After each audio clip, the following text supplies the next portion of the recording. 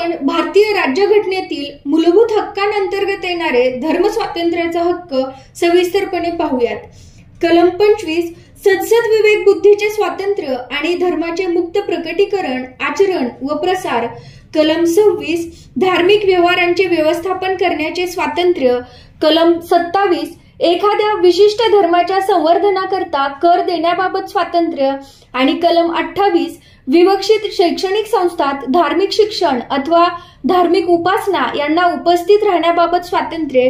हे 4 कलम धर्म स्वातंत्र्याच्या हक्कामध्ये येतात.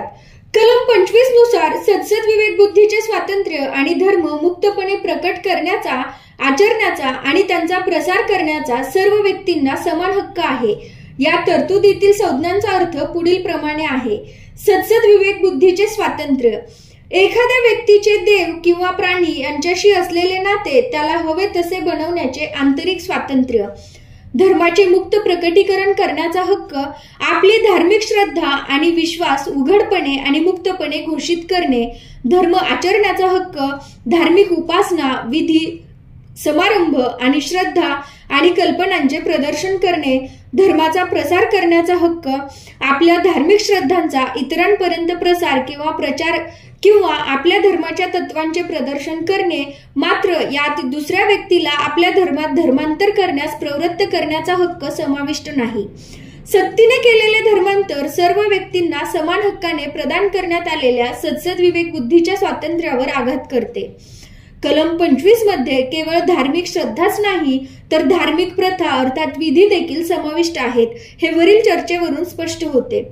धर्म स्वातंत्र्याचा हक्क सर्व व्यक्तींना म्हणजेच नागरिक आणि परदेशी व्यक्तींना उपलब्ध आहेत.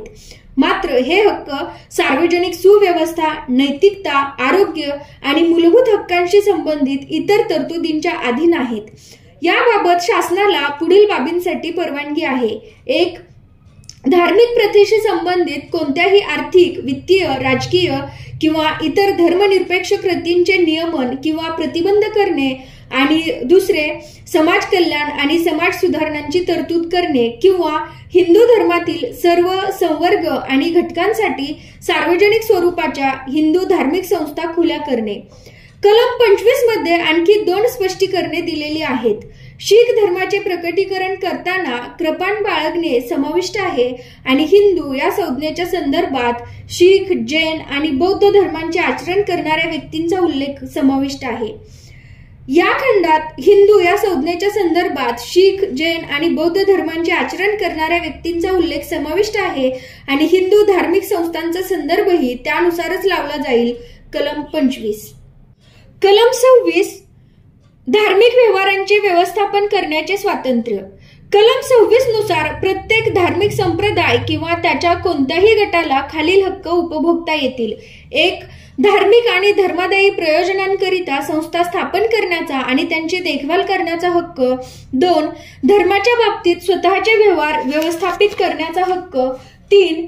जंगम आणि स्थावर मालमत्तेची मालकी घेण्याचा आणि मिळवण्याचा हक्क. आणि 4. कायद्यानुसार अशा मालमत्तेचे प्रशासन करण्याचा हक्क. कलम 25 व्यक्तींच्या हक्कांसंदर्भात आहे तर कलम 26 धार्मिक संप्रदाय किंवा त्यांच्या गटांच्या हक्कांसंदर्भात आहे. दुसऱ्या शब्दात सांगायचे झाल्यास कलम 26 सामूहिक धार्मिक स्वातंत्र्याचे रक्षण करते. कलम 25 मधील हक्कांप्रमाणेच कलम 26 मधील हक्क सार्वजनिक सुव्यवस्था, नैतिकता आणि स्थैर्याच्या अधीन आहेत, मात्र ते मूलभूत हक्कांशी संबंधित इतर तरतुदींच्या अधीन नाहीत. धार्मिक संप्रदायाने खालील 3 अटी पूर्ण केल्या पाहिजेत असा निर्वाळा सर्वोच्च न्यायालयाने दिलेला आहे. 1. आध्यात्मिक कल्याणासाठी अनुकूल श्रद्धा अथवा सिद्धांत यांच्या व्यवस्थेवर आधारित व्यक्तींचा समूह असावा. 2. या समूहाची एकत्रित संस्था असावी. आणि 3. अशा संस्थेला एका विशिष्ट नावाने ओळखले जावे. वरील निकषांनुसार सर्वोच्च न्यायालयाने रामकृष्ण मिशन आणि आनंद मार्ग हे हिंदू धर्मातील धार्मिक संप्रदाय आहेत असा निर्णय दिला. अरबिंदो सोसायटी हा धार्मिक संप्रदाय नाही असेही या निर्णयात नमूद करण्यात आले होते. कलम 27 एखाद्या विशिष्ट धर्माच्या संवर्धनाकरता कर देण्याबाबत स्वातंत्र्य. कलम 27 मध्ये असे नमूद केल्याप्रमाणे कोणत्याही व्यक्तीला कोणत्याही विशिष्ट धर्माच्या किंवा धार्मिक संप्रदायाच्या संवर्धनासाठी किंवा देखभालीसाठी कोणताही कर भरण्याची सक्ती केली जाणार नाही. दुसऱ्या शब्दात सांगायचे झाल्यास शासनाने कराच्या माध्यमातून जमा केलेला सार्वजनिक पैसा कोणत्याही विशिष्ट धर्माच्या संवर्धनासाठी किंवा देखभालीसाठी खर्च करू नये. ही तरतूद शासनाला एका विशिष्ट धर्माला पाठिंबा देण्यापासून आणि संरक्षण देण्यास आणि समर्थन करण्यास प्रतिबंध करते. मात्र कर वसुलीचा निधी सर्व धर्मांच्या संवर्धनासाठी किंवा देखभालीसाठी वापरला जाऊ शकतो असाही अर्थ यातून प्रतीत होतो. ही तरतूद केवळ कर आकारण्यास प्रतिबंध करते आणि शुल्क आकारण्यास नाही. शुल्काचा उद्देश धार्मिक संस्थांच्या धर्मनिरपेक्ष प्रशासनावर नियंत्रण ठेवणे हा आहे. धर्माचा प्रचार किंवा देखभाल करणे यासाठी शुल्क आकारणी केली जात नाही. त्यामुळे काही विशेष सेवा किंवा सुरक्षा उपाय पुरविण्यासाठी यात्रेकरूंवर शुल्क आकारले जाऊ शकते. त्याचप्रमाणे नियमन खर्चाची पूर्तता करण्यासाठी धार्मिक देणगीवर शुल्क आकारले जाऊ शकते. कलम 28 विवक्षित शैक्षणिक संस्थात धार्मिक शिक्षण अथवा धार्मिक उपासना यांना उपस्थित राहण्याबाबत स्वातंत्र्य. कलम 28 अन्वये पूर्णतः शासनाच्या निधीमार्फत चालवल्या जाणाऱ्या कोणत्याही शैक्षणिक संस्थेत कोणतेही धार्मिक शिक्षण दिले जाणार नाही. मात्र ही तरतूद शासनाद्वारे प्रशासित शैक्षणिक संस्थेला लागू होत नाही. ही तरतूद कोणत्याही देणगीधारक किंवा न्यासा अंतर्गत स्थापन केलेल्या शैक्षणिक संस्थेबाबत जिथे धार्मिक शिक्षण देणे आवश्यक आहे अशी संस्था आहे.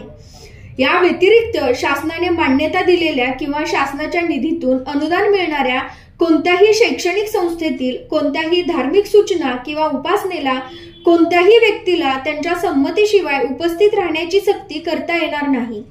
अशी व्यक्ती अल्पवयीन असल्यास त्यांच्या पालकांची संमती आवश्यक असेल. कलम 28 मध्ये शैक्षणिक संस्थांचे 4 प्रकारांमध्ये वर्गीकरण केलेले आहे. 1. पूर्णपणे शासनाच्या देखरेखीखाली असलेल्या संस्था. 2. शासनाद्वारे प्रशासित केलेल्या मात्र देणगी किंवा न्यासा अंतर्गत स्थापन झालेल्या संस्था. 3. शासनाने मान्यता दिलेल्या संस्था. आणि 4. शासनाकडून अनुदान घेणाऱ्या संस्था. पहिल्यामध्ये नमूद केलेल्या संस्थांमध्ये धार्मिक शिक्षण किंवा सूचना देणे पूर्णपणे निषिद्ध आहे, तर दुसऱ्या प्रकारामध्ये नमूद केलेल्या संस्थांमध्ये धार्मिक सूचना देण्याची परवानगी आहे. तिसऱ्या आणि चौथ्या प्रकारामध्ये धार्मिक सूचनांबाबत ऐच्छिक आधारावर परवानगी आहे. पुढच्या व्हिडिओमध्ये आपण मूलभूत हक्कांअंतर्गत येणारे सांस्कृतिक आणि शैक्षणिक अधिकार यामध्ये कलम 29 आणि 30 सविस्तरपणे पाहूयात. धन्यवाद.